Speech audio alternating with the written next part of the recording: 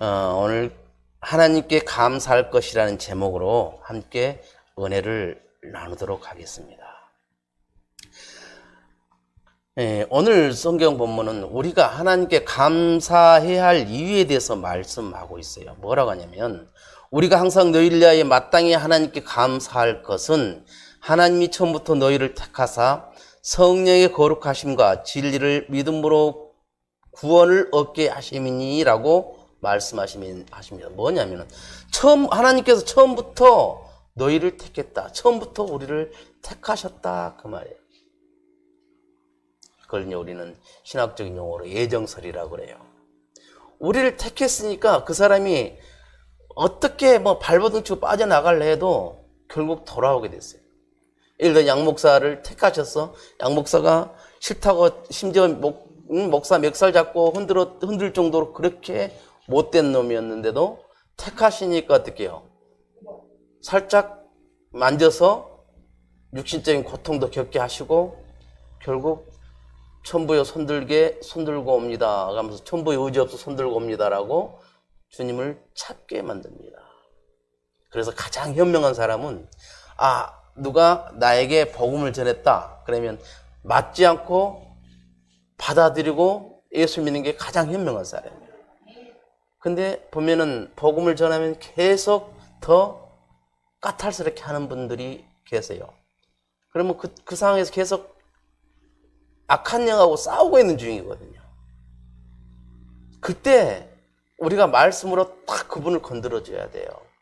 지금 성령님께서 당신을 계속 만지시고 있는데 당신 속에 나쁜 영이 지금 계시다. 근데 나쁜 영이 있는데 그 영과 싸우고 있다. 봐라, 하나님께서 당신을 택하셨어. 처음부터 택하는데 왜 빠져나가려고 하냐. 그렇게 하면서 자꾸 말씀으로 그에게 다가서야 돼요. 바울은 하나님 우리를 택하신 사실이 너무나 감사해서 하나님께 찬송을 한다고 합니다. 아담과 하와가 타락하면서 육신적인 것은 우리가 택할 수가 있어요. 그러나 영적인 것은 우리가 택하신 것이 아니라 하나님께서 우리에게 주시는 거거든요. 그런데 우리가 그걸 어떻게 해요? 자유의지. 자기가 스스로 이제 그때는 택하는 거야. 선택을 하는 거야. 하나님께서, 야, 이거 너 예수 믿어. 그랬는데 내가 믿고 안 믿고 이제 내가 갈등하는 거야. 하나님께 선악과 땀 먹지 마라. 그랬는데 그때부터 자유의지를 주니까 땀 먹게 되는 거야. 근데 자유의지의 결과는 본인이 책임지는 거거든요. 그래서 우리가 항상 내가 뭘 한다고 할 때는 그 결과에 대해서 책임질 수 있는 그 마음까지도 가져야 되는 거예요. 근데 책임은 나는 몰라. 나는 저지르기만 해. 그러면 안 되는 것이죠. 하나님께서 우리를 택하신 거에서 너무 감사해서 바울은 찬송을 한다고 그랬어요. 그러면서 야, 너희들이 하나님을 믿겠다고 선택한 것이 아니야. 하나님께서 너희들을 택하셨기 때문에 너희들은 그냥 순종만 하면 된다라고 말을 하는데 그 말이 참 어려워요. 이해가 안 되는 거죠. 그래서 인간적인 방법으로 자꾸 그걸 해석시켜 주려면 어떻게 돼요? 이상한 쪽으로 나가게 되는 거죠. 그래서 우리는 어떤 게 전도하다 막히면 말씀으로 그에게 다가서야 돼요. 인간적인 방법으로는 그냥 섬기면 되는 겁니다. 인간적인 방법은 섬기는 것이고 영적인 것으로는 말씀으로 그에게 다가서서 복음을 전해야 되는 거예요. 하나님께서 당신을 사랑하셔요. 하나님께 당신을 향한 그런 큰 계획이 있어. 그건 우리도 몰라. 그렇지만 지나고 보면 하나님께서 이런 계획을 가지고 나를 이렇게 쓰시려고 이렇게 하셨구나. 그걸 깨닫게 될 거야. 자꾸 복음을 말씀으로 복음을 전해야 한다는 것이죠. 하나님께서 우리를 택하셨는데 왜 택했냐면 에베소서 1장 3절에 보니까 하늘에 속한 모든 신령한 복으로 복 주시기 위해서 우리를 택했다 그러네요. 하늘에 있는 신령한 복을 우리에게 주기 위해서 하나님께서 우리를 택하셨다는 거예요. 아버지가 자식에게 뭘 일을 시킬 때 자식을 망하게 하려고 일을 시키지 않습니다. 자식에게 뭘 하라고 할 때, 또 아버지가 자식에게 이런 걸 해라, 이렇게 해서 내가 해야 돼 라고 할 때 그 결과가 나쁘든 좋든 간에 결과는 아버지도 책임을 져주고 하는거든요. 그런데 어떻게 해요? 결과가 좋으면 전부 다 아들에게 가는 거예요. 자식한테 가는 거예요. 하나님께서 우리를 택하신 이유는 하늘의 신령한 복을 우리에게 주시려고 했다는데, 우리는 그 신령한 복을 내가 노력해서 얻는 것으로 착각할 때가 많다는 것이죠. 복에는 두 가지가 있다 그래요. 자연적인 복과 신령한 복이라고 말씀하고 있어요. 자연적인 복은 농사를 짓고 열심히 땅을 거 씨를 뿌려 거름을 지고 농사를 하면 예수 믿지 않는 사람도 풍성한 결실을 얻을 수가 있어요. 이것은 자연적인 복이에요. 그러나 신령한 복은 하나님께서 축복해 주셔야만이, 복을 주셔야만이 이루어질 수 있는 거예요. 어떤 사업가가 작은 것은 이뤄서 될 수가 있어요. 근데 예를 들어서 우리 이용모 집사님이 MP 코리아를 운영하고 계시는데 막 날마다 일감이 밀리고 막 인기가 올라서 뭐 중소기업으로 해서 회장까지 된다는 거예요. 이것은 사람 노력으로 되는 것이 아니라 하나님께서 복을 주셔야만 되는 거예요. 이것이 신령한 복이거든요. 그래서 우리는 내가 하는 일에 대해서 신령한 복을 하나님께 주시기를 간구해야 돼요. 기도를 해야 돼요. 하나님, 이 복은 내가 노력해서 한 건데 이 복을 복과 하나님이 저에게 신령한 복을 주신다고 분명히 에베소서 1장 3절에 약속하셨는데 저에게도 신령한 복을 주십시오라고 그 말씀을 붙들고 기도할 줄 알아야 돼요. 그러면 하나님께서 말씀하신 것이기 때문에, 약속하신 거기 때문에 꼼짝 못하는 거예요. 그러면 그러면 너가 이렇게 할 수 있는 합당한 삶을 살아라 라고 말씀하시겠죠. 11조 생활 잘하고, 감사 생활 잘하고, 주일 성수 잘하고, 말씀 묵상하고, 복된 삶을 살아라. 그리하면 내가 너에게 신령한 복을 주마라고 아마 그렇게 마음에 감동을 주실 겁니다. 그런데 우리는 신령한 복을 구하기는 하는데 내가 하나님께 해야 할 것은 소홀히 하면서 달라고 할 때가 많다는 것이죠. 하나님께서는 신령한 복을 주실 때를 기다리고 계세요. 그게 거기까지 찰 때까지, 거기에 하나님께서 원하는 거기에 찰 때까지. 그것을 우리가 항상 잘 아셔야 돼요. 하나님께서 우리에게 신령한 복을 주시면서 우리에게 죄속함을 주셨어요. 즉 예수님께서 우리의 죄를 위하여 이 땅에 오셔서 십자가에 달려 돌아가시게 하셨어요. 원래 죄를 짓게 되면 그 죄값을 피로 갚아야 됐어요. 그래서 구약시대 때는 사람이 죄를 지으면 사람이 죽을 수가 없으니까 짐승을 죽여서 그 피로 단 3일에 뿌리면서 죄 사함을 받았어. 그러면서 죄 지은 사람이 그 짐승에게 안수를 해서 내가 제사장에 기도를 하지. 이 사람이 무슨 죄를 지었는데 이 죄가 이 제물에 넘어가기를 원합니다 라고 기도할 때 그 사람이 있는 죄가 그 제물에 가는 그걸 전가라고 그래요. 그러면 그 제물을 잡아서 그 피로 제사함을 받는 제사를 지냈어. 근데 하나님께서 그것이 마땅치가 않아요. 한 방에 당신의 사랑하는 모든 백성이 한 방에 죄를 사할 수 있는 길을 택하신 거예요. 그러면서 죄가 없으신 하나님께서 사람으로 태어나는 것이 성육신이라고, 인카네이션. 그걸 예수님이 성탄신하는 거예요. 그래서 예수님께서 죄가 없으신 하나님이신데 십자가에 달려 돌아가심으로 인해서 우리는 예수님이 십자가에 달려 돌아가신 것만 가지고 우리가 구속함을, 제사함을 받는 것이 아니에요. 십자가에 달려 돌아가신 예수님을 믿을 때 우리가 제사함을 받는 거거든요. 예수님이 죽었다는 것을, 십자가에 달려 돌아가셨다는 건 다른 사람들도 다 알아요. 세상 사람들 다 압니다. 그런데 그 사람들은 예수님께서 십자가에 달려 돌아가셔, 내 죄 때문에 십자가에 달려 돌아가셨던 것을 몰라요. 그러나 구속함을 받은 사람들은 예수님께서 나 때문에 십자가에 달려 돌아가셨다는 것을 믿습니다. 그러면서 내가 죄인임을 고백하는 거예요. 그러면서 우리가 죄 사함을 받는 것이거든요. 그러면 어디로는 천국 백성이 되는 거거든요. 우리가 죄 아래에 있을 때는 참 힘들죠. 양심이 우리에게 고통을 줘요. 그러면서 마음이 괴롭고 평안하게 잠을 잘 수도 없어요.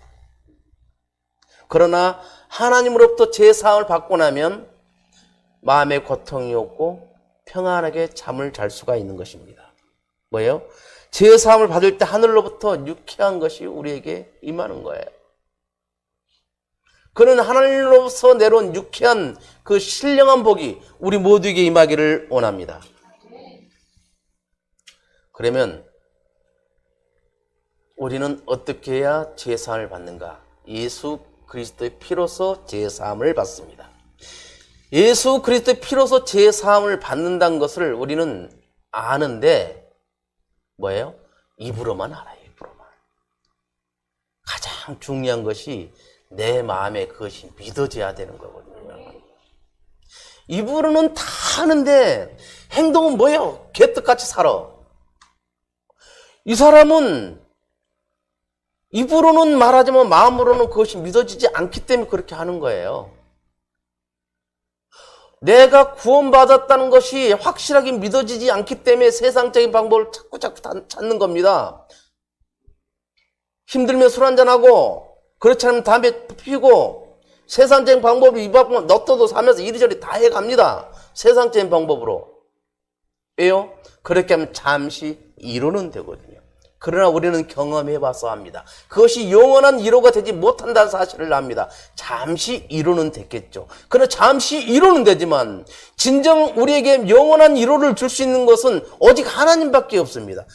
예수 그리스도의 그 피를 믿음으로써 우리가 확실하게 구속함을 받았을 때에 나는 평안함을 받을 수가 있는 거예요. 우리 허경숙 권사님 폐암이라고 그렇게 했을 때 내가 더 힘들어 죽겠는데 권사님은 아무렇지 않다는 거예요. 목사님 괜찮아요. 괜찮아요. 하나님께서 그래서 야 권사님 그래 권사님 믿음이 나보다 더 대단하시지. 그러면서도 이게 쉽지 않는 거거든요. 내가 암이라는 것은 곧 죽음하고 연결된다는 것이 우리에게 연상이 됩니다. 그렇기 때문에 거기서 담대하게 어떤 행동을 또한 삶을 살아갈 수는 없는 겁니다. 그런데 너무나 초연하고 너무나 담대한 거예요. 그래서 참 귀한 분이 우리 자오심터 교회에 오셨구나 그런 생각을 했어요. 그러면서 그래 그렇지 내 안에 확실한 구원관이 있고 내가 만약에 이 세상에서 수명을 다하더라도 우리 예수님 품에 안겨서 천국에서 행복하게 살아간다는 천국 소망을 확실하게 품고 있는 사람만이 이렇게 할 수가 있지라고 생각을 했어요. 그래서 참 좋다. 우리는 하나님께 감사를 해야 돼요. 왜 우리가 감사해야 되냐면 만민 중에 우리를 택하셨거든요. 하나님 자녀 삼아 주셨어요. 그리고 성령으로 거룩하게 우리를 만들어 주셔요. 그리고 신령한 복을 주시기 때문에 우리는 하나님께 감사해야 되는 거예요. 이 초대교회 때는 참 예수 믿는 사람이 핍박을 많이 받았어요. 핍박을 받으니까 사람들이 뭐예요? 무서워, 두려워. 그러니까 자꾸 땅속으로 들어가서 신앙을 지키는, 그걸 카타콤이라고 해요. 그런데 그 사람들 중에도 육지에서 전쟁터 사람들이 죽었을 때 그 땅속에 나와서 그 시체들을 다 치는 사람들이 그리스도인들이었다는 거죠.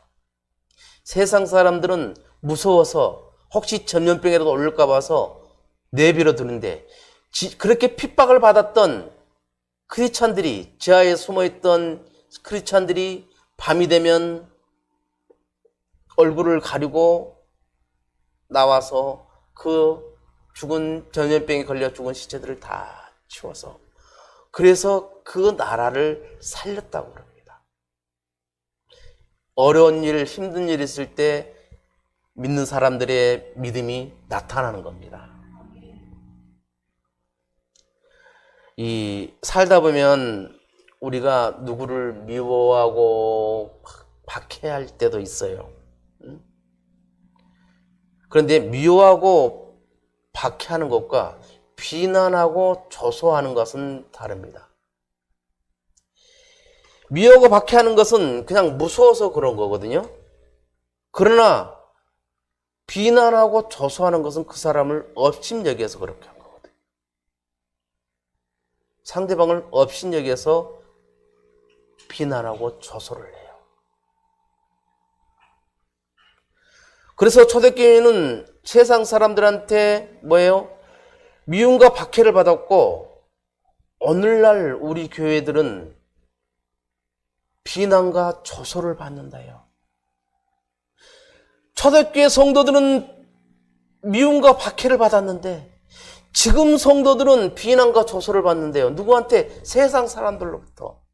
뭔가 우리가 잘못 살고 있다는 거잖아요. 우리들이 뭔가 잘못 살고 있다는 거예요.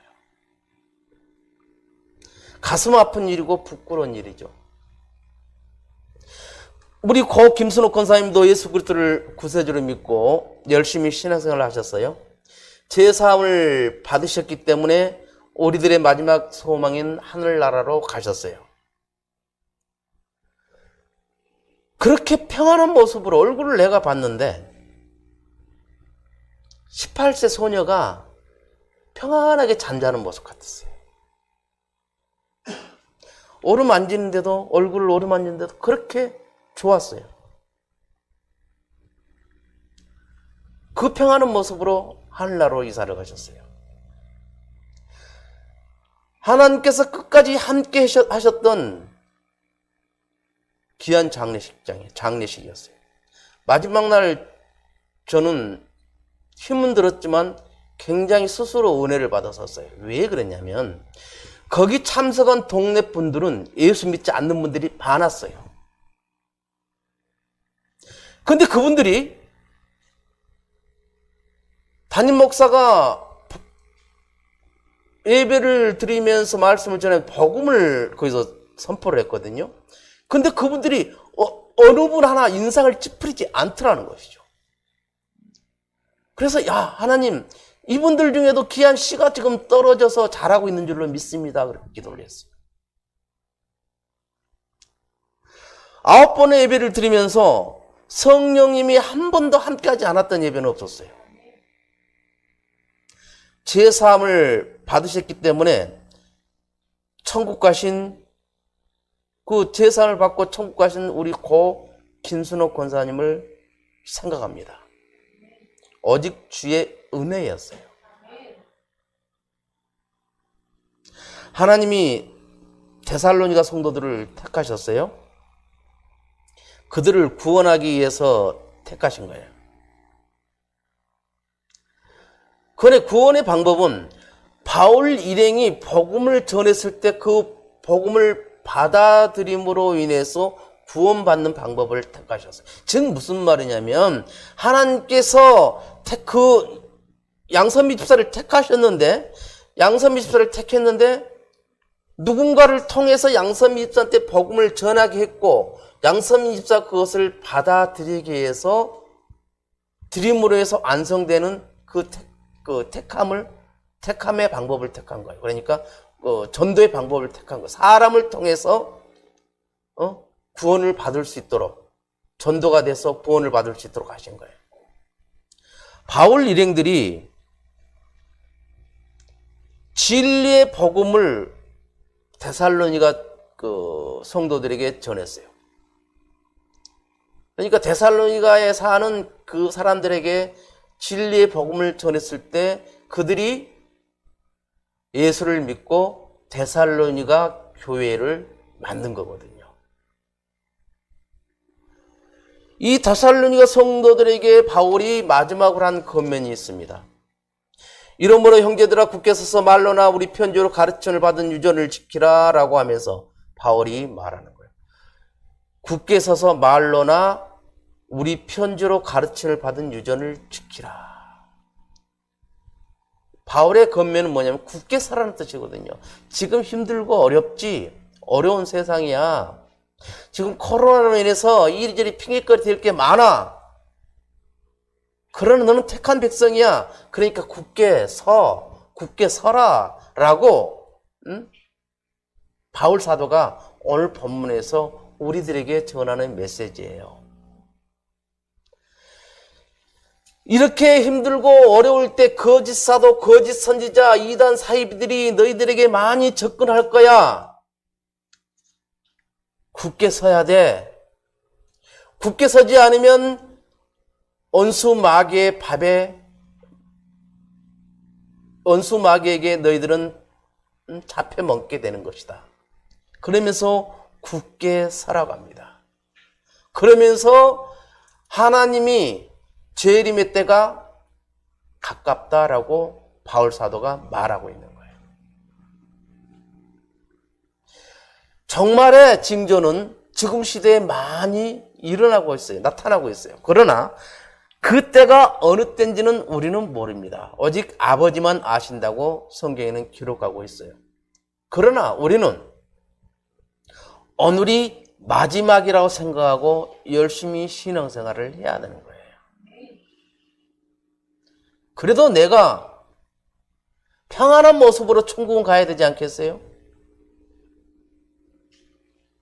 우리 중에 누가 예를 들어서 양 목사가 죽어서 임종을 했어요. 사람들이 얼굴 보니까 양 목사 얼굴이 평상시는 참 밝고 평안하고 그랬는데 와 막 그 얼굴 보니까 막 이리저리 뒤틀리고 막 악다구니 하다가 한 그 사람처럼 그렇게 보이더라. 그게 뭐가 되겠어요? 은혜가 안 되잖아요. 분명히 그 영혼은 마지막에 원수마귀하고 싸우다가 죽은 거예요. 천사의 영접을 받은 것이 아니거든요. 천사의 영접을 받았을 때는 평안할 수밖에 없어요. 그건 성경적인 거예요. 그래서 우리가 우리 삶의 종말이 왔을 때, 우리가 죽었을 때 평안한 모습으로 죽을 수 있도록 그래서 소망을 품고 기도를 해야 되는 거예요. 내가 언제 죽을지 모른다고 천년 백년 살 것 같지 안 그래요. 그렇지 않습니다. 태어날 때는 순서지 태어났지만 갈 때는 순서가 없다는 거잖아요. 모르는 겁니다. 그래서 지금도 우리는 나를 택해 주신 하나님께 감사를 드리고 나에게 신령한 복을 주실 하나님께 감사를 드리고 내가 제사를 받게 해준 것에 감사를 드리고 그리고 이 세상 살아가면서 나는 정말 하나님의 자녀로 하나님 자녀답게 살다가 이렇게 죽었다라고 다른 사람들이 저를 보고 그 사람을 보고 저 사람 정말 예수쟁이로 살다가 죽었어 라고 고백할 수 있도록 해주는 거 멋지지 않아요? 하나님께 갔을 때 뭔가 우리가 할 말이 있어야 될 거 아닙니까? 말라기 3장 16절에 기념책이라는 것이 성경에 딱 한 번 나온다고 제가 말씀드렸어요. 그것은 우리가 이 세상 살아가면서 얼만큼 선한 사역을 했는가 상급이 쌓이는 것이 그 기념책이라는 것이에요. 그래서 그 기념책을 보고 하나님께서 봐라 증거로 되시면서 우리에게 상급을 주시는 거예요. 천국 갔을 때. 그래서 이 세상에 살아가면서 가장 큰 상급이 영혼 구원하는 것.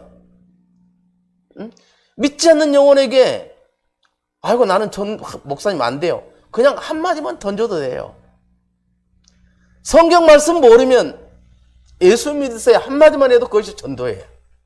교회 나가서 한마디 해도 전도예요. 그런 것은 우리가 할 수 있다는 것이죠. 말씀을 근거해서 그에게 복음을 전하기는 어렵다 할지라도 예수 믿으세요. 교회 나가세요. 말은 할 수가 있다는 것이죠. 그렇게 해서 나로 인해서 내가 뿌린 씨앗으로 인해서 그 사람이 예수를 믿었어요. 나의 상급은 쌓이는 거예요. 우리가 누구를 전도를 했어요. 그 사람이 교회를 나왔습니다. 내가 씨를 뿌려서 자라서 그 사람이 교회에 나온 거 절대 아니에요. 내가 교회를 인도할 때 그 전에 누군가 그 사람한테 씨를 뿌렸고 많은 걸음들을 양분을 누군가가 줬었어요. 그래서 내가 교회 나갑시다 했을 때 따라 나오게 된 거예요. 그래서 저 영혼을 위해서 누군가 먼저 기도했을 그 사람에 대해서 우리가 감사를 할 줄도 알아야 되는 거예요. 내가 전도한 그 사람, 전도한 것으로만 끝내지 말고 그 사람을 잘 양육을 해야 돼요. 저는 목사 입장에서 세상적으로는 미흡거나 싫고 귀찮고 차라리 안 보였으면 하는 그 사람도 굉장히 중요합니다. 그런 사람이라도 교회에 나와서 그 사람이 예수님으로 인하여 변화된다면 얼마나 큰 영광이냐 이거죠. 얼마나 감사할 일이냐 이거죠. 예수님께서 이루지 못할 것 하나도 없습니다. 그래서 우리는 하나님께 택함 받은 것에 감사하면서 내가 어떻게 하면 하나님께 더 귀한 상급을 쌓을 수 있을 것인가 고민하며 또 올 한 해 열심히 실천하며 살아갈 수 있기를 주님의 이름으로 축원을 드립니다. 기도합니다. 하나님 아버지 고맙고 감사합니다. 주의 사랑하는 백성들 주님 전에 나오면서 빈손으로 나오지 않고 아버지 하나님 주의 사랑하는 우리 성도들 아버지 하나님 오늘 귀한 말씀을 통하여서 아버지 하나님 우리 아버지 하나님께서 택하신 것에 감사하며 신령한 복을 주실 것이고 어떻게 하면 우리가 하나님께 합한 삶을 살아갈 것인가를 고민하게 하셨으니 감사합니다. 그래야 저희들이 살아가면서 온전히 아버지 하나님께 택함 받은 것에 감사하면서 아버지 하나님께 주실 복에 대해서 복 받을 준비를 할 수 있는 저희들 모두가 되게 하여 주옵소서. 예수님의 이름으로 축복하며 기도하옵나이다. 아멘.